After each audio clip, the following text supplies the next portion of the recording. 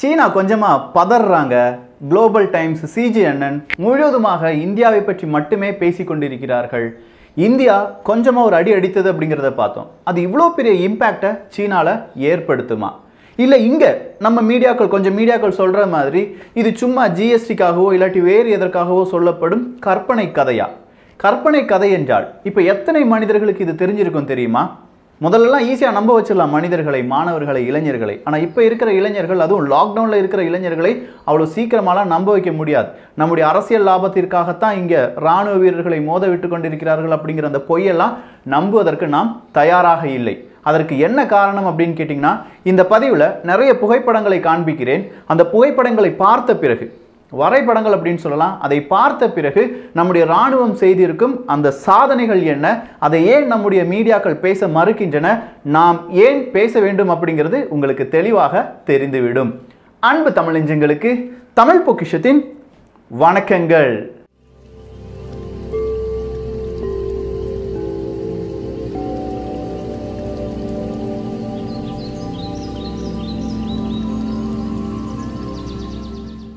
Arunachal பிரதேசத்தினுடைய Congress MLA ஒரு குற்றச்சாட்டை சொல்லியிருக்கிறார். சீனாவினுடைய இராணுவம், PLA அப்படிங்கிற இராணுவம் எங்களுடைய 5 குடிமக்களை கடத்தி சென்று விட்டார்கள், 5 மீனவர்களை கடத்தி சென்று விட்டார்கள் அப்படிங்கிற ஒரு குற்றச்சாட்டு. நான் ஏன் இங்கே காங்கிரஸ் அப்படின்னு சொன்னேன்னா, இந்த நேரத்தில் இங்கே பிஜேபி நான் சொல்லியிருந்தேன்னா கண்டிப்பாக இந்த ஒரு பதிவுக்கான அந்த ஒரு வேல்யூவே உங்கள் மனதில் வேறுபட்டு இருந்திருக்கும். இவங்களுடைய அரசியல் லாபம் அப்படின்னு சொல்லி போயிருக்கலாம். ஸோ இங்கே அரசியல் லாபத்தை பற்றி யாரும் பார்க்காதீர்கள். நம் நாடு இந்தியா தேசம் அப்படிங்கிறத மட்டும் கொஞ்சமாக உன்னிப்பாக கவனியுங்கள். நான் சொல்ல போகிற எல்லா விஷயத்திலையுமே அரசியல் சாயத்தை பூசி இது இதற்காகத்தான் நடந்தது அப்படிங்கிற ஒரு கன்க்ளூஷனுக்கு நீங்களே வந்துடாதீங்க. சோ இங்க மிகப்பெரிய விஷயங்கள் எல்லாமே நடைபெற்று வருகிறது. இதை மட்டும் நம்ம மீடியா கரெக்டா கவர் பண்ணியிருந்தாங்க, குறிப்பா தமிழக மீடியாவை சொல்லிட்டு இருக்கேன், கரெக்டா கவர் பண்ணியிருந்தாங்கன்னா இப்ப இருக்கிற இளைஞர்களுக்கு அடுத்ததா இந்திய ராணுவம் எப்படி அடி கொடுக்கும் அப்படிங்கிற ஒரு எதிர்பார்ப்பு இருந்திருக்கும். இப்போதும் இருந்திருக்கிறது. அது கொஞ்சமா இந்த சோசியல் மீடியா வழியா வந்த பலவிதமான நன்மைகள் அப்படின்னு சொல்லலாம். ஸோ இன்றைய செய்திகள் கொஞ்சமாக ரிவைண்ட் பண்ணி பாருங்க. அமெரிக்காவினுடைய அதிபர் டொனால்டு ட்ரம்ப் அவர்கள் ஒரு வார்த்தையை கொடுத்திருக்கிறார். நாஸ்டி எஃபெக்டா இருக்குப்பா, சீனாவும் இந்தியாவும் சண்டை போட்டுட்டு இருக்கிறது, நீங்க நினைச்சீங்கன்னா நான் வந்து மத்தியஸ்தம் பண்ணி வைக்கிறேன், உங்களுக்குள் நாட்டாமை செய்து வைக்கிறேன் அப்படின்னு சொல்றார். மூன்றாவது ஒரு நாடாக அமெரிக்கா இங்கே வர நினைத்து கொண்டிருக்கிறது. அடுத்தது அப்படியே ரஷ்யாவுக்கு போங்க. ரஷ்யாவுக்கு சென்றிருக்கிறார் நம்முடைய பாதுகாப்பு அமைச்சர் ராஜ்நாத் சிங் அவர்கள். அங்க சீனாவினுடைய பாதுகாப்பு அமைச்சரையும் அவங்களுடைய வெளியுறவுத்துறை அமைச்சகத்தையும் பார்த்து சந்தித்து பலவிதமான மீட்டிங்கில் ஈடுபடுகிறார். கிட்டத்தட்ட 2.5 மணி நேரம் இந்த மீட்டிங் நடைபெற்றிருக்கிறது. நேருக்கு நேரா உட்கார்ந்திருக்காங்க. முதல் முறையாக கிட்டத்தட்ட 4-5 மாதங்களுக்கு பிறகு முதல் முறையாக 2 நாட்டு பாதுகாப்பு அமைச்சர்களும் வெளியுறவுத்துறை அமைச்சர்களும் இந்த மாதிரி டிஸ்கஷன்ல ஈடுபடுறாங்க. ஆனா சீனாவினுடைய மீடியா எல்லாமே இந்தியாவை பத்தியே பேசிட்டு இருக்கு. காரணம் இருக்கிறது. சீனாவினுடைய ஆர்மிக்கு நம்ம கொடுக்கிற ஒவ்வொரு அடியும் சீனாவை ஆளும் அந்த அரசாங்கத்திற்கு கொடுக்கும் அடியாக நாம் பார்க்க வேண்டும். சீனாவின் அதிபர் ஜி அவர்கள் இருக்காங்கல்ல, அவர் சீனாவின் அதிபர் மட்டுமா?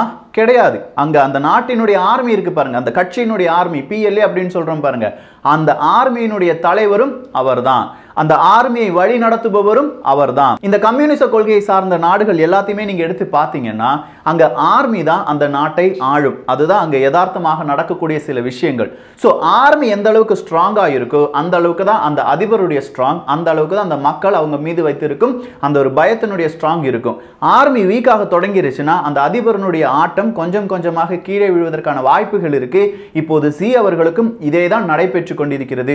அதன் காரணமாகத்தான் வெளியுறவுத்துறை அமைச்சகம், அதே மாதிரி எல்லா செய்தி தொடர்பாளர்கள் எல்லாருமே இந்தியா பத்தி மட்டுமே பேசிட்டு இருக்காங்க.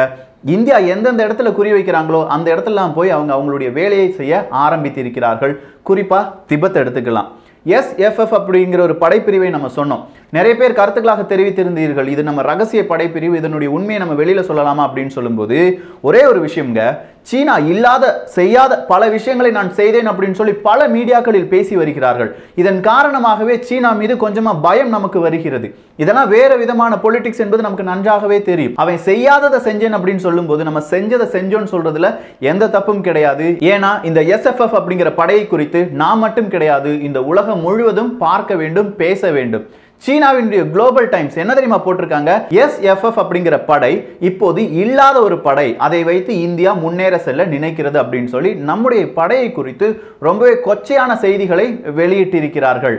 அவ்வளவுதான் செய்தியா அப்படின்னு பார்த்தா கிடையவே கிடையாது. அங்க இடத்துல பயம் வந்துருச்சு, இந்தியா பயந்து விட்டார்கள், உடனே பதிலடி கொடுக்க வேண்டும் அப்படி இப்படின்னு சொல்லி பலவிதமான செய்திகளை சொல்லி வருகிறார்கள்.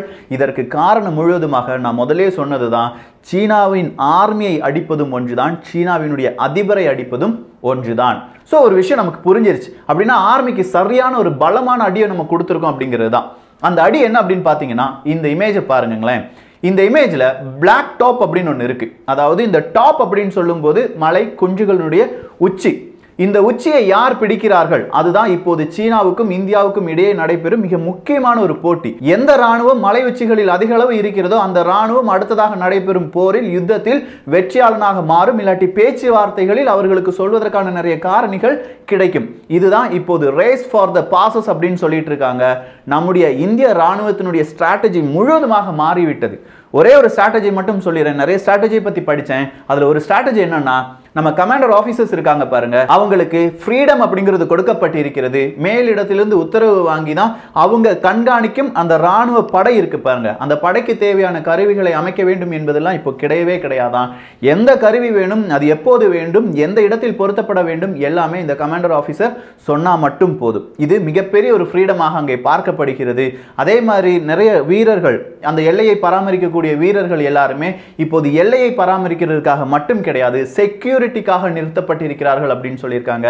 குறிப்பா நம்முடைய ராணுவ தளபதி நேத்து ஒரு இன்டர்வியூல என்ன தெரியுமா சொல்லியிருக்கார், ஆமா நாங்க படைகளை குவித்து இருக்கிறோம், காரணம் இது எங்களுடைய தற்காப்புக்காக.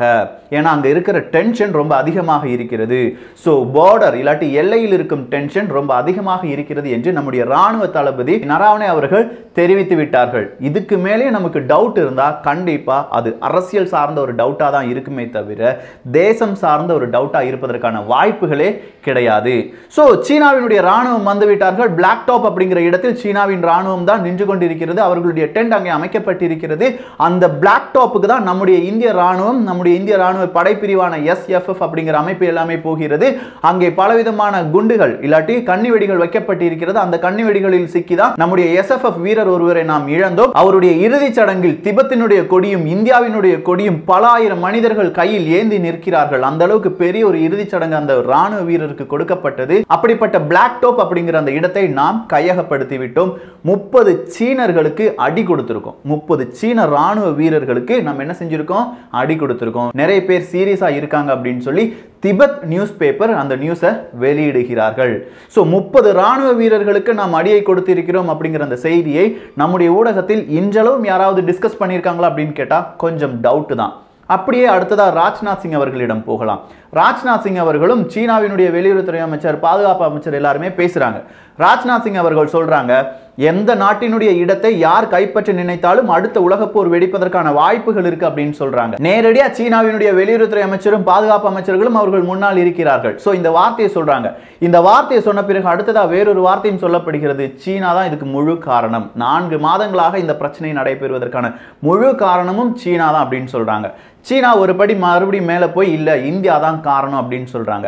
இந்த மாதிரி பேச்சுவார்த்தைகள் ஈடுபட்டு இருந்த இந்த ஒரு விஷயம் மட்டும்தான் நமக்கு தெரியும்.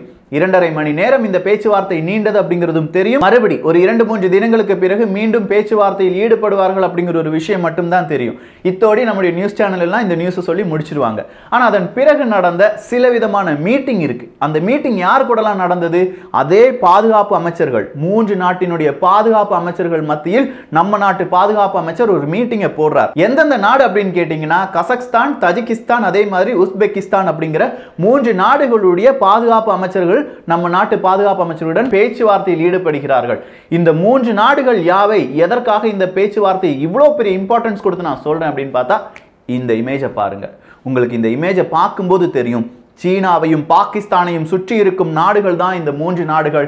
இந்த 3 நாடுகளுடைய ஆதரவை நாம் பெற்றுவிட்டோம் என்றால் நிச்சயமாக நமக்கு எதிராக நடத்தக்கூடிய யுத்தத்தில் பாகிஸ்தானையும் சீனாவையும் நம்மால் சீண்டி பார்ப்பதற்கான வாய்ப்புகள் கிடைக்கும். சோ அந்த வாய்ப்புகள் எல்லாமே நம்ம என்ன செஞ்சிட்டு இருக்கோம், நமக்கு சாதகமாக மாற்றிக்கொண்டிருக்கிறோம். இவ்வளவுதான் நடந்ததா அப்படின்னு பார்த்தா கிடையாதுங்க. மிக முக்கியமான ஒரு இடம் இருக்கிறதுங்க. அந்த இடத்தின் பெயர் சுஷுல் செக்டார் அப்படின்னு சொல்லுவாங்க.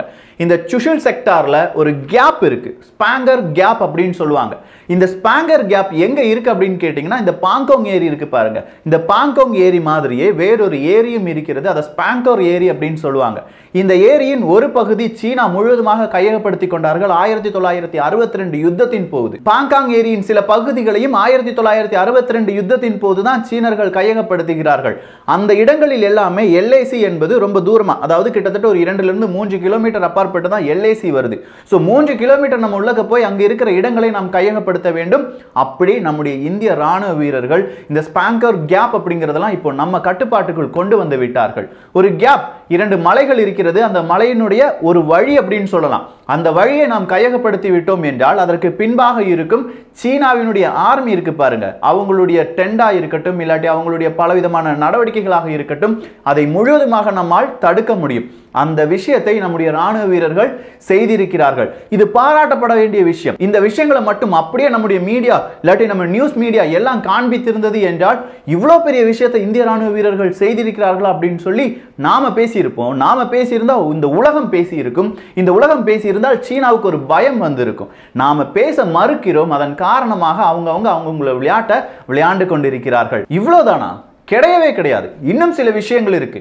நம்முடைய ITBP அப்படிங்கிற ஃபோர்ஸை பத்தி தெரியுமா? இந்தோ திபெத்தியன் பார்டர் போலீஸ் அப்படின்னு சொல்லுவாங்க. இந்த பார்டர் போலீஸினுடைய ஜெனரல் நேரா நம்ம எல்லைக்கே போகிறார். எல்லைக்கு போய் நிறைய ராணுவ வீரர்கள், கிட்டத்தட்ட 290 இருந்து 300 ராணுவ வீரர்களுக்கு நிறைய பதக்கங்களை கொடுக்கிறார். அதுவும் அந்த இடத்துல எல்லை பகுதியில் வச்சு இந்த பதக்கங்கள் கொடுக்கும் விழா என்பது நடைபெறுகிறது. ஏன் நடைபெறுகிறது? நீங்களாம் எல்லையை பாதுகாத்துக் கொண்டிருக்கும் சாமிகள், உங்களுக்கு இந்த ஒரு கௌரவத்தை நாங்கள் கொடுக்க வேண்டும், உங்களுடைய பதக்கங்கள் இதோ அப்படின்னு சொல்லி அந்த பதக்கங்கள் என்பது கொடுக்கப்படுகிறது. 290 ராணுவ வீரர்களுக்கு கொடுக்கப்பட்ட பதக்கங்களை ஒரு 2 லட்சம் இந்தியர்கள் பார்த்திருந்தார்கள் என்றால் 2 கோடி இந்தியர்கள் அதை பற்றி பேசியிருப்பார்கள். அந்த பதக்கத்தினுடைய வேல்யூ சாதாரண ஒரு பதக்கம் கிடையாதுங்க. அதுதான் நம்ம ராணுவ வீரர்களுக்கு நாம் கொடுக்கும் மரியாதை. சீன ராணுவ வீரர்கள் இறந்து போனால் கூட அவங்களுடைய குடும்பத்திற்கு சீன அரசாங்கம் சொல்ல மறுக்கிறது. ஆனா நம்ம பதக்கத்தை கொடுக்கிறோம். இதனுடைய பெரிய டிஃபரன்ஸ் என்ன தெரியுமா? நம்முடைய ராணுவ வீரர்களை நம்ம அந்த அளவுக்கு நாம் பாதுகாக்க வேண்டும், அவர்களுக்கான மரியாதையை கொடுக்க வேண்டும் என்பதுதான். இதெல்லாம் வெளியில தெரிந்தாலே போதும், ஓகே இவனுங்களை அசைக்க முடியாது, இந்திய ராணுவத்தை நம்மளால தொட முடியாதுன்னு சொல்லி சீனாக்காரனுக்கு அன்னைக்கே தெரிஞ்சிருக்கும். வெளியில தெரியாம இருந்துதான் இவ்வளவு நாள் நம்முடைய பலம் என்ன அப்படிங்கிறது நமக்கே தெரியாம இருக்கு. எப்படி ஒரு யானை ஒரு சங்கிலியின் கட்டுப்பாட்டுக்குள் இருக்கிறதோ அதே மாதிரி நம்மை பற்றியான சில விஷயங்கள் நமக்கு தெரியாத வரையிலும் நம்முடைய பலவீனம் மட்டுமே நமக்கு காண்பிக்கப்படுகிறது. நம்முடைய பலம் என்ன? அசுர பலம். அந்த பலம் இப்போது கொஞ்சம் கொஞ்சமா சீனா மீடியா கூட பேச ஆரம்பித்திருக்கிறது. நம்ம மீடியாவும் பேச ஆரம்பிக்க வேண்டும். பேசிட்டோம்னா எல்லாமே ஓவர், சூப்பரா முடிஞ்சிடும். இந்த புகைப்படத்தையும் நான் சொல்லும் சில பெயர்களையும் பார்த்து விடுங்கள். ரசங்லா, ரக்யூன்லா, ஸ்பாங்கர் கேப், அதே மாதிரி பேட்ரோல் பாயிண்ட்ஸ் 27 to 31, கடைசியா இருக்கிற பிளாக் டோப், ஹனன் டோப், ஹெல்மெட் டோப், குரங் hill, Gorkha hill, Magar hill, இது எல்லாமே இப்போது நம்முடைய கட்டுப்பாட்டில் இருக்கிறது. கிட்டத்தட்ட 30 மலை உச்சிகள் இந்தியாவின் கட்டுப்பாட்டுக்குள் வந்திருக்கின்றன. இந்த 30 மலை உச்சிகளையும் இப்போதுதான் இந்தியா பிடித்திருக்கிறது. அப்படி இல்லைன்னா கொஞ்சமா இந்தியாவினுடைய கட்டுப்பாட்டுக்குள் இருந்த மலை உச்சிகள். இதை எல்லாமே செய்வதற்கு நம்முடைய ராணுவ வீரர்கள் எவ்வளவு பெரிய முயற்சியை எடுத்திருப்பார்கள். அவர்களுடைய இரவும் காலை பொழுதும் இந்தியாவை நினைத்தே தேய்ந்து கொண்டிருக்கும் போது நாம் அவர்களை பற்றி சிந்திக்கிறோமா? நிச்சயம் சில நபர்கள் இல்லாட்டி பல நபர்கள் இப்போது சிந்திக்க ஆரம்பித்து இருக்கிறார்கள். அவர்கள் சிந்தனைக்காக இன்று மீண்டும் ஒரு செய்தி. ஜம்மு காஷ்மீர்ல மறுபடியும் அவங்களுடைய அத்துமீறல் இல்லாட்டி தீவிரவாத தாக்குதல் நடந்திருக்கு. 3 இந்திய ராணுவ வீரர்களுக்கு காயங்கள் ஏற்பட்டு இருக்கிறது. இதே மாதிரி டெய்லி ஒரு தாக்குதல் அங்கே நடைபெற்று கொண்டுதான் இருக்கிறது. இவ்வளோ மேட்டர் நான் சொல்லிட்டேன். இன்னும் இருக்குங்க. நம்ம HAL இறக்குன விமானம் முதல் அந்த விமானத்தில் இருக்கும் நல்ல விஷயங்கள் வரை இருக்கிறது. வேர்ல்டு லைட்டஸ்ட் ஹெலிகாப்டர் அப்படின்னு சொல்ற ஹெலிகாப்டர்லாம் நம்ம எல்லையில் இப்போது தரை இறக்கி இருக்கிறோம். அதனுடைய காரணம் என்ன? கொஞ்சமா தேடி பாருங்கள். நிச்சயமாக வரும் காலங்களில் தமிழ் பொக்கிஷம் சார்பாக அது அனைத்தும் பதிவு செய்யப்படும். இந்தியாவின் பெருமை, இந்தியனின் பெருமை. இந்தியன் என்பதில் நாம் எப்போதும் பெருமை கொள்வோம். இந்த ஒரு பதிவை குறித்துள்ள உங்களுடைய கருத்துக்கள் இங்கே வரவேற்கப்படுகின்றன. எல்லோரும் தமிழ் பொக்கிஷத்தில் இணைந்திருங்கள். தமிழ் பொக்கிஷம் சேனலை சப்ஸ்கிரைப் செய்யாத தோழர்கள் தோழிகள் தயவுசெய்து சப்ஸ்கிரைப் பண்ணிக்கோங்க. நல்லதை பகிர்ந்து நல்ல சமுதாயத்தை உருவாக்குவோம். நன்றி, வணக்கம்.